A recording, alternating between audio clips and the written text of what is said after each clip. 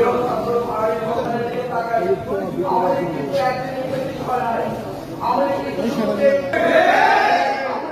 আসার পরে 2009 সালে তারা পিলখানায় আমাদের 57 জন সেনা অফিসারকে তারা হত্যা করেছিল। যেমন ছাত্র জনতা একসাথে প্রতিবাদে নেমে পড়েছিলাম, 2009 সালে যদি নামতাম তাহলে হেফাজতের হত্যাকাণ্ড হতো না।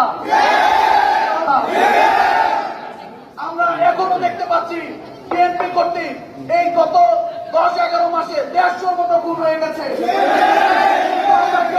স্বামীকে বেঁধে রেখে স্ত্রীকে ধর্ষণের মতো ঘটনা। আমরা কিন্তু প্রতিবাদ করছি না, এই প্রতিবাদ না করার ফলেই বিএনপি এত।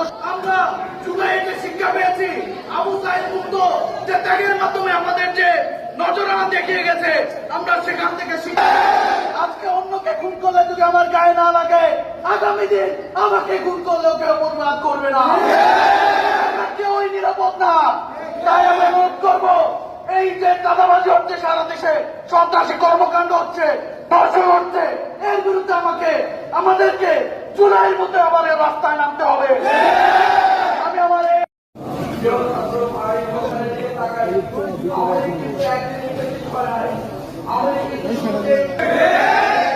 ক্ষমতা আসার পরে 2009 সালে তারা পিলখানায় আমাদের 57 জন সেনা অফিসারকে তারা হত্যা করেছিল।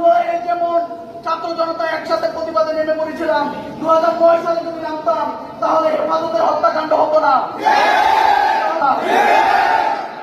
আমরা এখনো দেখতে পাচ্ছি বিএনপি কর্তৃক এই গত 10-11 মাসে 150-র মতো খুন হয়ে গেছে। স্বামীকে বেঁধে রেখে স্ত্রীকে ধর্ষণের মতো ঘটনা। আমরা কিন্তু প্রতিবাদ করছি না, এই প্রতিবাদ না করার ফলেই বিএনপি এত। আমরা জুলাইতে শিক্ষা পেয়েছি, আবু সাইদ মুক্ত যে ত্যাগের মাধ্যমে আমাদের যে নজরানা দেখিয়ে গেছে, আমরা সেখান থেকে শিক্ষা। আজকে অন্যকে খুন করলে যদি আমার গায়ে না লাগে, আগামী দিন আমাকে খুন করলেও কেউ প্রতিবাদ করবে না। আমরা কেউই নিরাপদ না। তাই আমি অনুরোধ করবো, এই যে চাঁদাবাজি হচ্ছে সারা দেশে, সন্ত্রাসী কর্মকাণ্ড হচ্ছে, ধর্ষণ হচ্ছে, এর বিরুদ্ধে আমাদেরকে জুলাইয়ের মধ্যে আবার রাস্তায় নামতে হবে। আমি আমার গায়ে না লাগে, আগামী দিন আমাকে খুন করলে